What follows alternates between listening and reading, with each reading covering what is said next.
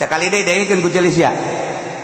Lamun aya jelema cicing di dunia hajut seueur kejar-kejaran dunia, ngejar dunia, rindu terhadap dunia, eta mah 100% bakal cilaka di akhiratna. Kadenge ku celis ya. Atuh kadenge ja aing ngomong. Eta bahasa Abdul Qadir.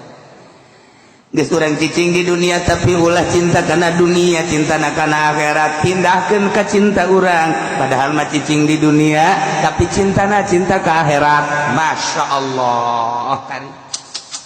Lamun urang ku ari cicing di dunia cinta kana dunia, di akhirat bakal cilaka. Cirina jelema nu cicing di dunia haji cinta kana dunia kumaha? Cirina isuk-isuk geus nyekelan kan kulator. Isuk-isuk geus HP. Tas salat lain istighfar HP. Mawa susur mah henteu prihatin lamun tinggalan susur tapi tinggal